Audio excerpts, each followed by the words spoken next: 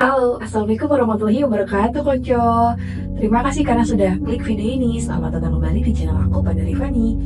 Ini adalah lanjutan atau part terakhir dari teman kita yang udah ngirim cerita bernama Dewi. Aku mau disclaimer dulu, minta maaf kalau kemarin itu ceritanya kepotong karena keterkaitan dengan kesalahan jaringan, teknis, dan waktu.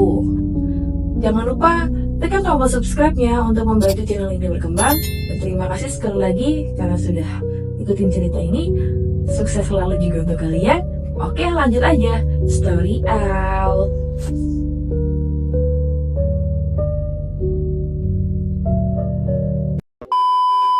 Sepi banget ya, maksudnya langit juga masih kayak agak-agak keabuan gitu.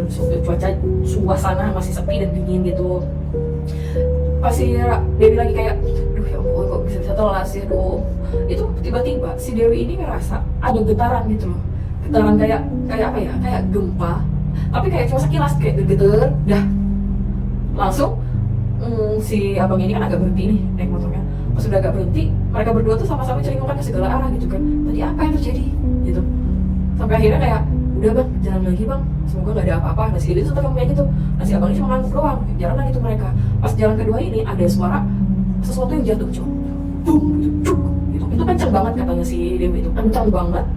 Sampai kayak, ini gak mungkin sesuatu yang, apa sih, maksudnya kayak orang jatuh dari sepeda atau kayak buah yang jatuh tuh gak mungkin sebesar ini. Mungkin kalau diibaratin ini mungkin kayak suatu karung yang berisi muatan berat itu loh, jatuh gitu. Dan ternyata cok, bener aja, pada saat si Dewi sama si abang ojolnya ini lagi berhenti tuh motor kan, karena dengar kayak gitu. Si abang ini mungkin memastikan, jadi si abang ini sempat ngomong gini, mbak dengar apa yang tadi saya dengar? Iya bang, saya dengar, tapi udah bang, jalan aja gitu. Si Dewi mikir kan, apalagi ini gua udah telat tambah telat lagi, tadi gini, sekarang gini, memang jalan lagi. Iya mbak. Sesaat setelah mengalami getaran tadi, si Dewi ini ngedengar ada suara kayak duk gitu loh, kencang, pokoknya kayak ada sesuatu yang jatuh gitu loh.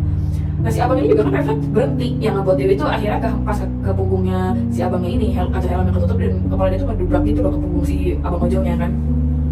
Si Dewi ini langsung kayak aduh gitu, ngaduh gitu, tapi si abang ojol tuh ngomong gini, Bang lihat nggak apa yang saya lihat gitu. pas si Dewi ngomong kayak gitu, pas si abang ojol ngomong kayak gitu, si Dewi yang masih ngaduh tuh kayak, apa bang, itu mbak gitu. Akhirnya si Dewi ikut menoleh kan ke sana.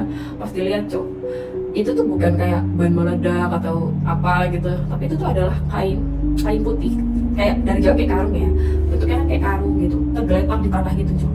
Tapi setelah dilihat itu bukan karung biasa cok, tapi itu adalah pocong tergeletak gitu aja, tapi wajahnya tuh kayak di bawah gitu ya cok. Maksudnya bagian kepalanya ya ada sekat kayak terikat gitu, di atasnya juga terikat gitu di bawahnya juga, cuma kepalanya tuh kayak madep ke tanah gitu, gak ke atas, kebayang ya. Si Dewi tuh langsung disadar lagi, ngeliat gak mbak? Iya saya ngeliat. Ya udah, akhirnya tanpa babi bu lagi si abang itu jalan gitu, ngebutin motornya sama but mungkin.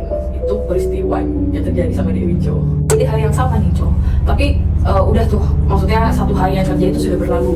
Saatnya si Dewi ini pulang gitu kan, di situ dia kayak ngerasa hari ini tuh dia capek banget. Dia masih sempat kepikiran, tapi berusaha dia tepisin, tapi masih aja kepikiran yang peristiwa tadi pagi itu. Ya udahlah, dia memutuskan untuk kayak nggak ngapa-ngapain lagi, maksudnya nggak kayak belanja lagi gitu kan untuk eceran snack dia udah memutuskan untuk pulang. Perjalanan dari kantor ke stasiun itu nggak ada apa-apa, semua berjalan normal aja, cuma kayak kerumunan orang di stasiun yang baru pada pulang kerja atau ya sibuk-sibuk warawiri biasa gitu lah, yang tinggal di Jabodetabek dan sekitarnya Jakarta pasti tahu ya suasana KRL di sana tuh kayak gimana gitu kan. Nah di situ tuh saat si Dewi duduk di bangku sisi peronnya gitu kan, salah satu sisi peronnya, terus Dewi kan kayak selonjorin kaki gitu ya, sambil kayak mijit-mijit lah agak betisnya atau apanya gitu kan. Jadi si Dewi ini dari posisinya ngeliat si mbak ini tuh masih di tempat duduk peron sebelah sana, cuma posisinya nggak nempel gitu cuy, bokongnya tuh nggak nempel di tempat duduknya. Si Dewi kan kayak ngerasa, aduh ini gue salah lihat atau gimana, apa gue kecapean atau gimana ya. Cuma nggak tahu kenapa si Dewi ini nggak bisa berpaling gitu loh cowok, nggak bisa kayak ke arah lain. Ujung-ujungnya tuh mata dia kesana juga.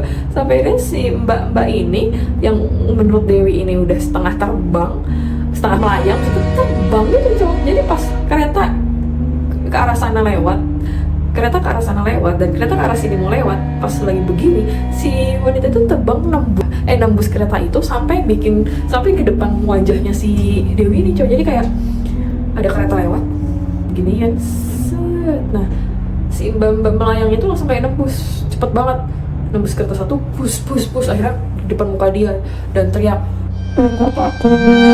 Si Dewi ini tuh jatuh karena kaget juga kan, coy. Akhirnya di situ dia kayak ngerasa pandangan dia hitam, ya sudah dia pingsan. Nah di situ tuh agak lama tuh dia langsung kayak krenyap ngeliat kan, aku di mana? Klasik banget pertanyaannya kayak gitu. Dia langsung kayak ngeliat gini, orang-orang udah pada banyak tuh ngerubungin dia. Beberapa di antaranya tuh kayak, kamu nggak apa-apa mbak, kamu oke mbak gitu. Ya muka-muka orang di sana tuh pada kayak khawatir gitu loh, Cong. Kayak pada ngerasa apa ya, kayak pada apa sih? Ya gimana sih kalau orang khawatir melihat salah satu orang di sebelah mereka tuh pingsan atau gimana? Si Dewi tuh kayak ngerasa ya aku nggak apa-apa. Dia mencoba bangun dan ada orang juga di situ yang apa dia, sampai akhirnya ada satu nih di antara orang kerumunan itu ngomong kayak gini, Cok. Wangimu nih enak mbak, apa yang kamu bawa itu bikin semuanya jadi lebih harum dan enak. Orang asing itu, cewek misterius itu yang kata si Dewi ini pakai baju agak krem gitu, kemeja krem gitu, yang cuma pakai celana bahan agak krem, pakai tas jinjing gitu. Si Dewi sampai ingat ngomong kayak gitu, padahal nggak kenal nggak apa tuh, tiba-tiba dia ngomong kayak gitu, mbak harummu wangi, ditambah kamu bawa apa nih yang juga bikin harummu tambah wangi, katanya gitu, cow. Si Dewi yang ngedengar ada orang asing ngomong kayak gitu, dia kayak ngerasa ketakutan sih enggak, cuma kayak ngerasa aneh gitu ya, maksudnya apa kayak gitu. Dan si mbak ini juga kelihatannya tuh kayak nungguin gitu loh, cow. Si Dewi yang tadinya nungguin kereta menuju ke rumah dia tuh jadi kayak ngebiarin beberapa kereta tuh lewat, dan orang-orang yang tadi ngerubungin dia juga akhirnya kan pada pergi gitu ya, pelan-pelan tuh pada ini gitu, pada bubar gitu. Nah si cewek misterius ini masih di situ, wanita misterius ini masih di situ gitu, emang kayak seakan-akan nunggu situasi itu lebih sepi lah, atau agak sepi lah, agak longgar lah gitu. Dan si cewek misterius itu bilang kayak gini, kamu tuh seharusnya nggak bawa apa yang kamu bawa mbak, kayak gitu. Nah si Dewi kan kayak ngedengar sekali lagi dia wanita ini ngomong hal-hal yang bikin dia bingung. Dia kayak, emangnya aku bawa apa? Aku nggak bawa apa-apa mbak, kata si Dewi gitu. Dia ada di tasmu, ada di salah satu resleting tasmu kayak gitu. Nah si Dewi di situ langsung kayak duduk lagi di peron. Habis itu dia kayak ngeluarin tuh satu-satu isi tasnya tuh, ada lipstick, ada bedak, ada apa segala macam parfum gitu kan. Sampai akhirnya si itu masih diliatin ya, posisinya sama si cewek misterius ini masih ikut diliatin kayak gitu. Sampai akhirnya kalian tahu apa yang ditemukan di tasnya si Dewi ini, yaitu segumpal, bukan segumpal sih, kayak lipatan tisu. Yes, tisu yang waktu itu di WC, di toilet kantor yang dulu saat dia berantem sama si Rara, ingat kan kalian? Yang dia kual-kual itu, kan dia sempat tuh ngual, dia tuh gak masukin ke dalam tempat sampah, coy. Dia malah kayak refleks masukin ke tasnya gitu, karena ngedenger atau ke distract sama suara-suara yang dia dengar di bilik-bilik toilet yang pada saat itu. Akhirnya si Dewi juga kayak, hah? Jadi dia selama ini, berbulan-bulan ini dia tuh udah bawa itu gitu, tisu yang ada rambutnya si Rara itu gitu. Di situ si Mr. itu cuma kayak ngangguk-ngangguk, ini yang seharusnya nggak kamu bawa mbak, kayak gitu. Akhirnya sama dia tuh setelah minta izin sama dia diambil, dibakar di depan matanya si Rara tuh, tisu itu dibakar, cow, semua dibakar, dah dibuang. Nah nggak sampai situ, cow, si cewek misterius ini bilang gini, apapun itu mbak, temui dia segera temui dia, dah. Jadi malam itu diakhiri dengan percakapan aneh dari dua orang yang gak saling kenal, yang membuat si Dewi ini pulang dengan pikiran yang semrawut banget, sampai ya berimbas ke ke lamunannya gitu. Di rumah dia pulang, makan seperlunya dengan ogah-ogahan gak mood gitu lah, lapar cuma gak mood, tapi dia tetap kepikiran omongan si mbak misterius yang di stasiun tadi, cowok. Apa iya dia harus nemuin, tapi kenapa jadi begini ya, maksudnya kayak rangkaian cerita si Dewi itu sempat malah kayak langsung rangkumin semuanya gitu. Terus kenapa orang yang bahkan gak kenal Dewi dan orang yang bahkan gak tahu lah kisah hidup Dewi atau ada apa di kantornya Dewi gitu, kenapa bilang temui dia gitu, maksudnya apa? Sampai si Dewi ini mikir sendiri, apa iya nih, aduh, emang sih dia tuh merasa satu sisi tuh udah agak lega kan tadi, orang udah dipindahin segala macem, bikin dia tenang lah setidaknya, dan orang-orang yang ikut ngebully dia juga kan akhirnya kayak dapat hukuman setimpal yang membuat si Dewi ini juga diseganin gitu lah maksudnya kan. Akhirnya di situ si Dewi ya udah dilanda aja tuh rasa dilema yang entah kayak gimana kan. Nah pas dia lagi ngelamun gitu kan sambil ngeliatin langit-langit lah dari jendela kamarnya, dia itu ngerasa kayak ada yang ngomong gitu loh, Jo. Temui dia sebelum terlambat. Singkat, padat, dan merinding. Karena suara yang didengar itu adalah suara cewek misteris tadi di stasiun, tapi nggak ada siapa-siapa di situ. Temui dia sebelum terlambat. Dah gitu doang, sudah menghilang suaranya. Dan terakhir sebelum kan dia langsung tersadar gitu kan, duh, kok jadi kedengar suara mbak itu lagi sih. Akhirnya udah tuh dia prepare tidur, dia udah nutup gordennya, udah prepare segala macem. Jadi dia kayak gini tuh. Dia pas dia memerem, kan dia pastinya gini, memerem itu mencoba merem. Tiba-tiba ada yang gini tangan dia. Bikin si Dewi ini refleks, apa tuh, gitu kan. Tapi nggak ada siapa-siapa, lagi-lagi tuh nggak ada siapa-siapa. Dia coba lagi, kali ini dia nambahin ya, selain baca doa tidur dia nambahin baca ayat kursi. Dia bilang lagi, aduh tolong banget aku mau tidur dengan nyenyak, Ya udah tuh akhirnya setelah dia ngomong kayak gitu di dalam hatinya, ya udah dia akhirnya bisa tidur tuh, Cok. Tapi pas dia tidur itu, lagi-lagi ada tapinya, Cok. Dia mimpi. Dia ngalamin mimpi dia tuh ke tempat yang gelap gitu kan, yang gelap yang cuma kayak ada secercah cahaya tuh dari bulan gitu. Dia nggak tahu itu di mana, dia juga nggak pernah di dunia nyata ke tempat itu, atau paling nggak kayak ngeliat view itu di suatu tempat, di internet, di sosmed itu nggak pernah. Pokoknya dia di tempat asing lah di mimpi itu. Di situ dia dengar ada suara yang ngomong gini, maaf Wi, kayak gitu, Cok. Akhirnya dia itu langsung kayak cuma muter-muter gitu doang, yang cari sumber suara gitu kan. Dan terakhir dia langsung kayak dibangunin gitu sama kakaknya. Wi, bangun Wi. Udah jam berapa nih Wi, kamu gak telat digituin sama kakaknya. Jadi dia tersadar tuh, Cok, dari tidurnya. Tahu dibangunin sama kakaknya tuh dia kesel, tapi bukan kesel karena dibangun, tapi kesel karena lagi-lagi ya otomatis dia telat ya, Cok ya. Dia telat, dia sibuk ini, dia sibuk itu, dia siap-siap segalanya sampai dia pengen lihat jam di handphone dia tuh ngeliat ada kayak pesan di grup WhatsApp gitu loh, Cok. Rame gitu, maksudnya kayak pada berbalas gitu loh. Di situ si Dewi sampai kayak OTW ke stasiun ngeliat kan. Akhirnya dia pertama dia ngeliat jamnya. Ini pesan udah dari tadi malam gitu. Terus yang kedua dia ngeliat orang-orangnya dari isi pesannya, yang ternyata bunyinya kayak gini. Hari ini setelah pulang dari kantor, yang mau ikut ke rumah Rara boleh ya ditunggu, kayak gitu, Cok. Jadi si Dewi ini lagi-lagi mikir, ke rumah Rara. Selama ini kan dia tahu Rara tuh pindah gitu, tapi nggak tahu kayak cabang mana atau di mana kayak gitu kan. Makanya pas kemarin si cewek misteris itu bilang temui dia sebelum terlambat apa segala macam tuh, itu ya sebenarnya karena selain ngomong apa iya gue temuin ya, karena si Dewi juga nggak tahu rumah Rara di mana atau si Rara ini dikirim kemana, Cok. Tapi tiba-tiba kok ya dia tuh dapat WA kayak gitu loh. Bikin dia tuh kayak ngerasa kepikiran lagi kejadian yang kemarin gitu. Akhirnya dan situ kan ada kata-kata besok hari Sabtu yang mau ikut gitu kan. Nah berarti kan itu kan malamnya dikirim, berarti otomatis hari Sabtu ya hari ini gitu kan. Hari Sabtu ya hari ini si Dewi terus ngomongnya si Dewi ini kayak sepanjang dia kerja gitu kan, hari Sabtu kan emang sehari dan santai gitu, maksudnya nggak sabar juga, nggak yang terlalu rame. Terus pokoknya si Dewi itu nggak fokus banget, Cok. Nggak fokus. Mungkin ada yang notice ya dia nggak fokus. Di situ tuh ada satu kakak seniornya, kita sebut aja Kak Vera. Kak Vera tuh ngomong kayak gini, Wik, nanti kalau misalnya kamu ikut tapi nggak mau gabung sama mereka, kamu di mobil aku aja. Soalnya aku juga mau kesana, mau nengokin lah sebentar, kayak gitu.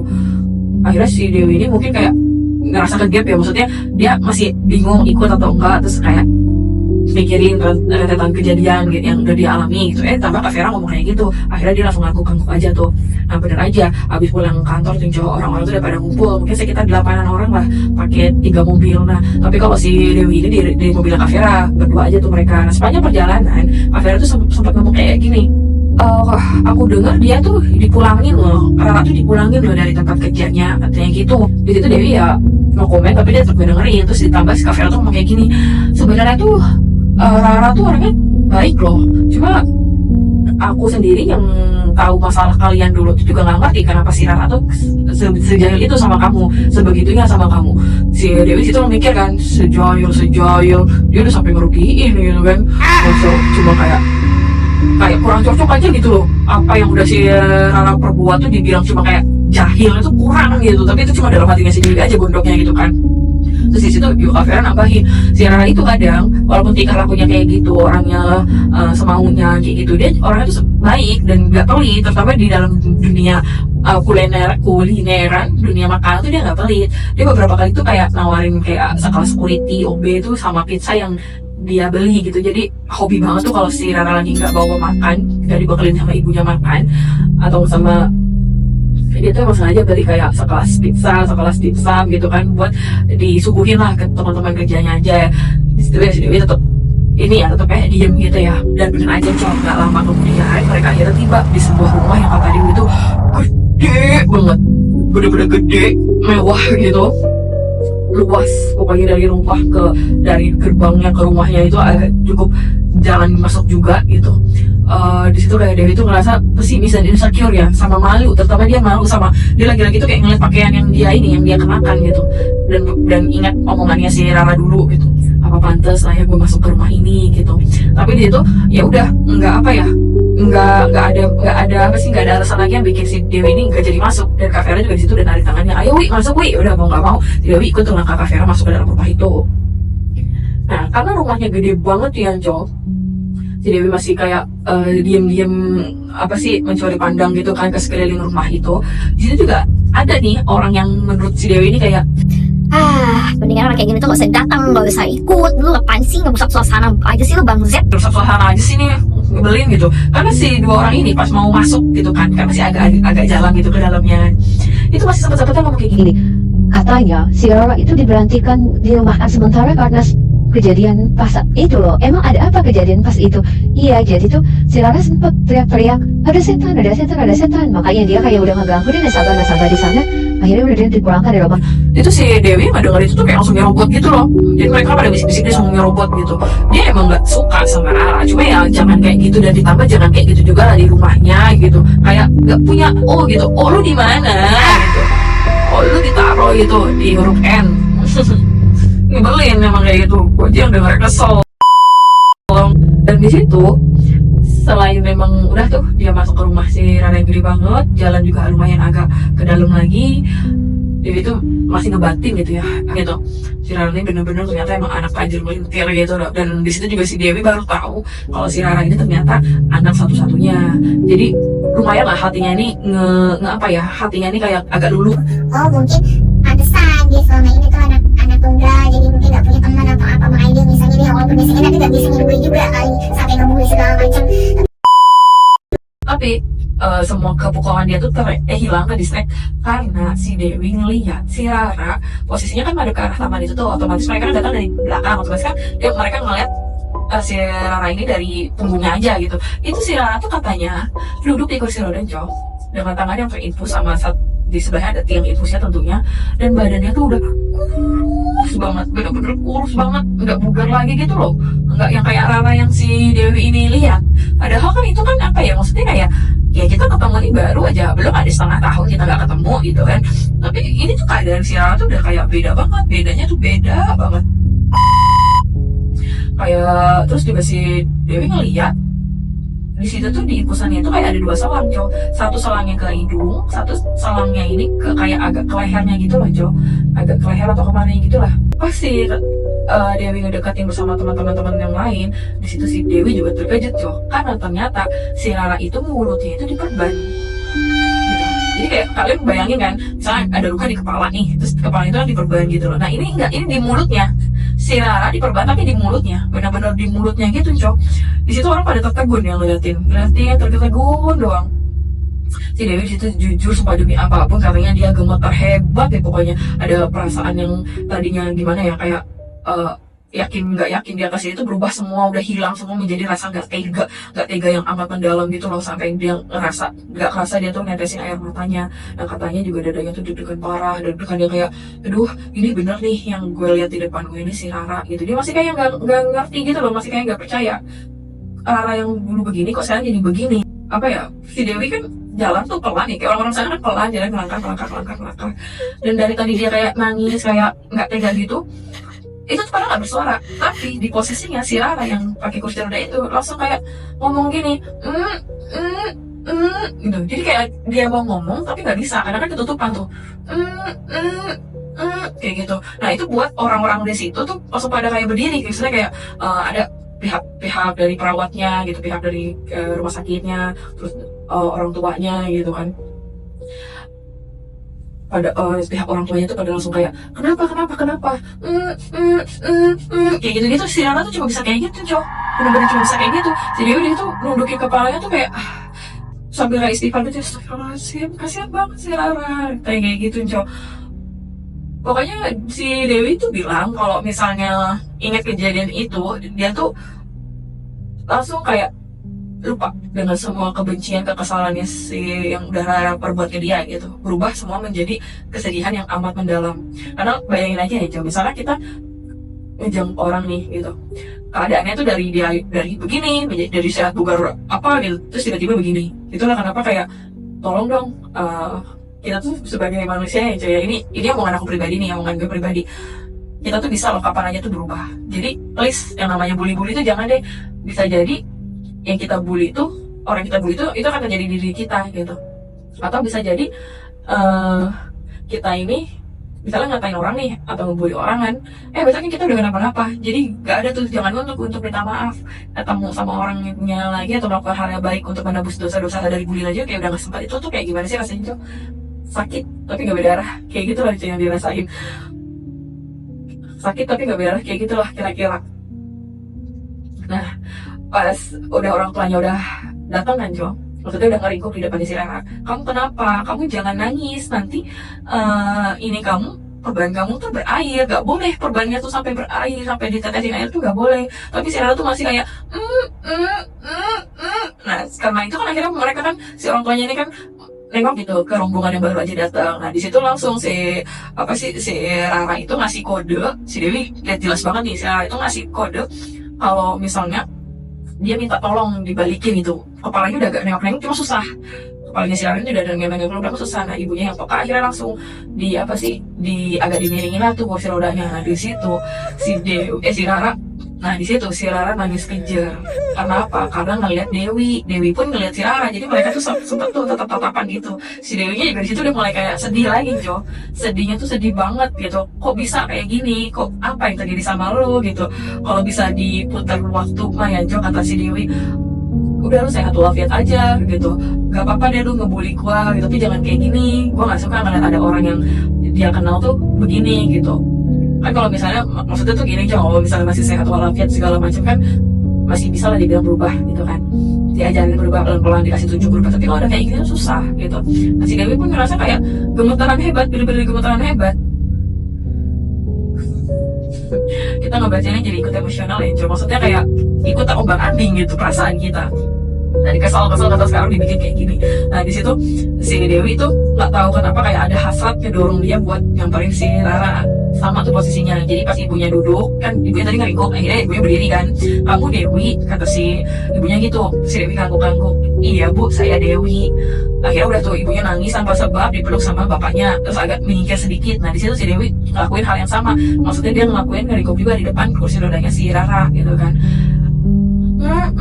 Masih kayak gitu kan. Nah si Dewi ini dengan kayak kebesaran hatinya tuh ngelap air matanya si Rara, bener-bener dikerap. Udah ya Ra, udah, aku udah maafin kamu, udah ya, gak usah dipikirin lagi, udah, aku udah maafin kamu. Di situ mereka berpelukan, yang kayak bener-bener erat banget, udah kayak apa ya, dua orang yang dengan dinding kerasnya dua-duanya gitu, maksudnya kayak bertolak belakang banget. Akhirnya runtuh dinding itu, runtuh kebencian itu, kemarahan itu, keegoan itu menjadi di dalam sebuah pelukan gitu loh. Nah di situ juga si Rara tuh sempat kayak ngusap kepalanya si Dewi tuh sempat ngusap kepalanya si Rara sambil kayak nekenin, jelasin emang bener-bener kayak neken, udah aku di sini, aku udah maafin kamu, udah.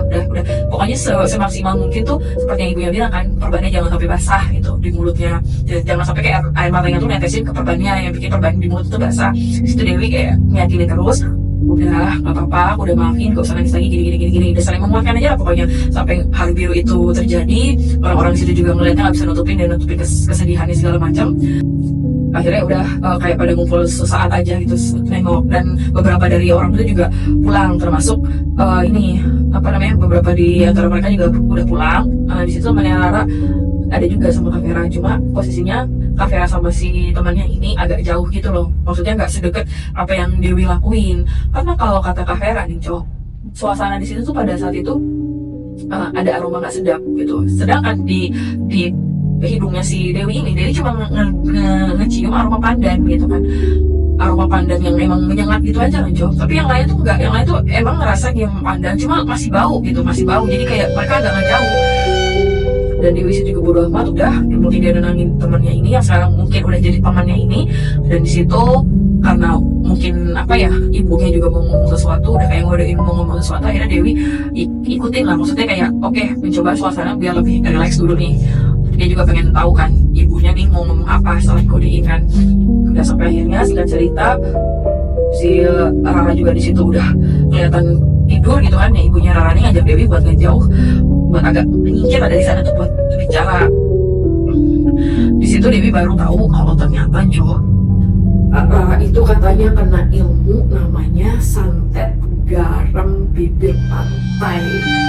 Dewi bilang kalau nama ilmumu itu sengaja dia agak modifikasi sedikit, karena kalau misalnya dia bilang karena ini itu pasti orang-orang tuh termasuk gue tahu gitu itu ilmu dari mana, dari kota mana. Nah, ilmu garam bibir pantai itu juga adalah salah satu santet yang nargetin orang, buat ngerasa orang yang ditargetinnya itu rasa panas di daerah bibirnya, di daerah mulutnya. Dan panas ini bukan panas yang biasa kayak panas gerah atau panas abis nyium cangkir teh gitu loh, bukan, tapi panas ini panas gatal yang melepuh gitu. Nah, ibunya Rara juga di sini bilang kalau melepuhnya ini apa ya, melepuh yang kayak gimana sih cok, kalau misalnya kulit baru kena sesuatu yang panas banget kayak kena knalpot gitu atau kena cipratan minyak terus sampai kayak ngegelembung gitu cok. Dan itu terjadi di mulutnya Rara. Astagfirullahaladzim. Nah, dari situ kan sering tuh pecah gitu kan, pecah. Nah, dan pecahan gelembungnya dari melepuh itu cium aroma bau gitu. Nah, disitulah kenapa alasannya juga di rumahnya si Rara ini atau si Dewi ini ngerasa ngecium aroma pandan yang nyengat, karena ibu bapaknya ini udah kayak coba segala hal, ada dari beli parfum ini, parfum itu, beli pewangi itu nggak ada yang bisa netralisir aromanya keluar dari bibirnya si Rara ini. Dari bibirnya ya, cuma maksudnya bukan dari aroma bau mulutnya, bukan ya, tapi dari bibirnya ini yang pecah-pecah tadi gitu. Dia coba segala cara sampai akhirnya udah ketemulah si pandan ini, dan pandan yang cuma bisa satu-satunya tumbuhan yang bisa menetralisir agak lama aroma-aroma yang keluar gitu dari bibirnya si Rara ini. Nah, di situ juga si ibunya bilang dari awal kejadian itu sebenarnya ya biasa-biasa aja si Rara pada saat itu memang dipindahin sampai akhirnya dia tuh suatu ketika pulang udah bilang katanya di situ kepalanya sakit, terus suka melamun saat nyetir mobil sampai mengakibatkan kecelakaan kecil gitu. Cuma itu kan masih bisa diantisipasi ya cowok dengan kayak supir atau apa gitu. Nah, terus sampai akhirnya ya udah puncaknya tuh ini. Nah, si ibunya ini kan bingung ya kenapa gitu. Rara ini udah nggak bisa nggak bisa terkontrol lagi gitu. Dia emosi tiba-tiba setelah dia sakit tuh kayak sakit dipukulin kepalanya sendiri tuh cowok, sakit. Sebentar lama-lama tuh dia pernah juga kayak keadaannya di situ udah setan kayak gitu kan. Itu kan dirasa bukan sesuatu yang normal ya cuy ya. Bahkan sekelas orang kayak si Rara dan keluarganya ini juga nggak masuk di akal kalau misalnya sakit kepalanya tidak berkesudahan padahal udah ke dokter mahal sekalipun gitu. Akhirnya disitulah dia kayak dibilangin sama seorang orang pintar gitu. Dia bilang pertama kalau si Rara ini dapat kayak gini karena kesalahan dia sendiri. Terus yang kedua, di situ nggak ada yang bisa nolongin si Rara karena taruhan dari orang yang udah minum santetnya ini adalah nyawa dia sendiri gitu, paham ya? Terus yang ketiga, mereka berdua ini maksudnya orang tua Rara ini memang harus siap-siap aja kalau bakalan kehilangan Rara sewaktu-waktu gitu, maksudnya tiba-tiba tuh gimana gitu, karena memang yang bisa mereka lakuin tuh ya udah berpasrah aja kayak gitu.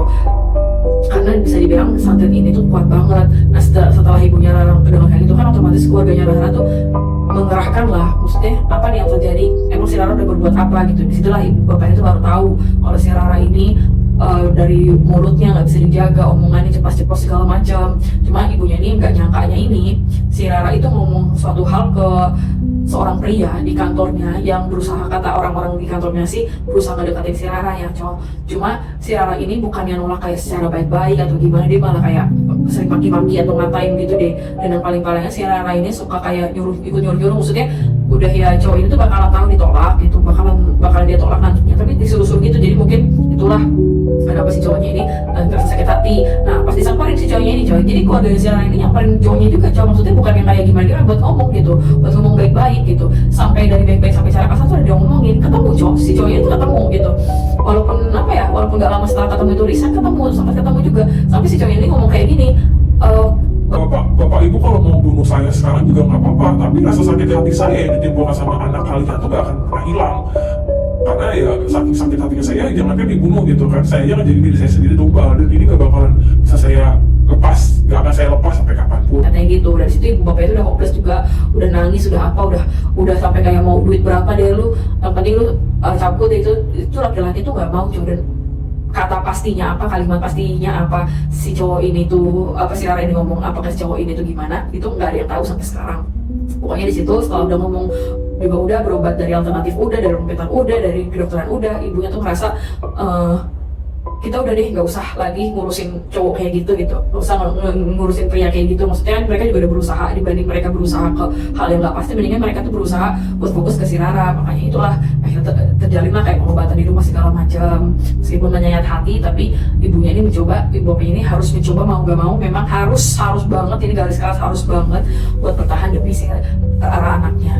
Nah di situ juga ibunya bilang kalau misalnya kalau besoknya itu si Rara ini bakalan coba dibawa ke suatu rumah orang pintar yang katanya di luar pulau gitu cowok, dengan harapan si Rara ini bisa lah sembuh, paling nggak kayak gini lagi gitu loh. Karena tahu lah pasti sakit banget itu lukanya, karena kan walaupun si Dewi nggak ngeliat separah apa, dari gambaran ibunya bilang itu sakit banget, itu sampai melepuh gitu, pasti udah kebayang ya cowok, ada gelembung-gelembung isi air karena melepuh di mulut, di tangan dia sakit tuh, apalagi di bibir gitu cowok, itu pasti sakit banget ya.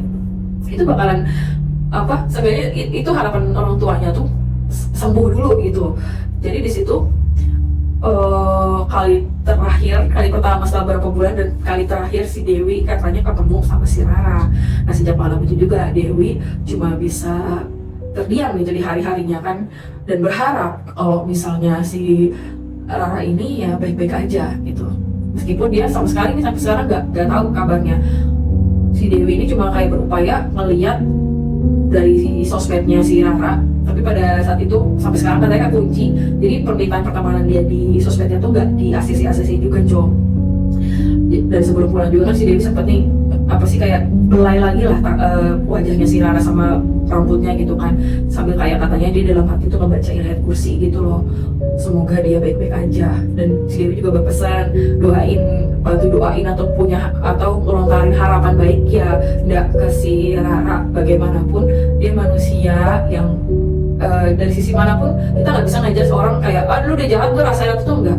Semua orang tuh punya kesempatan gitu kata Dewi, dan aku setuju banget untuk yang itu. Semua orang punya kesempatan, apalagi kalau kesempatan itu berubah kan, kenapa enggak gitu. Terus terakhir sebelum aku tutup cerita kali ini, di sini juga aku dapat kutipan lagi dari Dewi yang bilang dan minta tolong kepada semuanya dalam kisah ini, please banget sedikit ulangin waktu buat doain Rara, dan mohon dengan sangat amat untuk jaga sikap serta ucapan yang keluar dari mulut kalian, karena tingkat sabar orang itu beda-beda, capek orang beda-beda, dan cara orang untuk meluapkan emosinya juga beda-beda. Ada yang memilih melupakan, ada juga yang memilih dendam pakai cara yang di luar nalar kayak gini. Jadi itulah kisah Dewi yang campur aduk banget. Sekali lagi aku sisipkan nih, luangin waktu banget buat berdoa untuk kayak buat Rara, atau paling kayak tadi Dewi bilang, sisipkan kalimat baik, kata-kata baik untuk Rara, semoga Rara ya baik-baik aja gitu, dan bisa sembuh. Dan untuk untuk jaga omongan, please banget jaga omongan ini, benar-benar harus dijaga ucapan kalian. Setiap ucapan tuh please dipikir dulu. Kalian pernah gak sih dengar kayak kalimat kenapa kepala itu di atas mulut? Karena sebelum kita berbicara harusnya memang dipikir dulu. Kalian pernah gak tuh? denger quote atau apa kayak gitu, atau pernah baca nggak? Aku pernah dulu. Masuk akal banget sih, masuk akal banget. Jadi please gengs, konco-koncoku yang tersayang, say no to bullies, oke? Nah, segitu dulu kisah yang mau aku bawain pada kali ini, pada malam ini.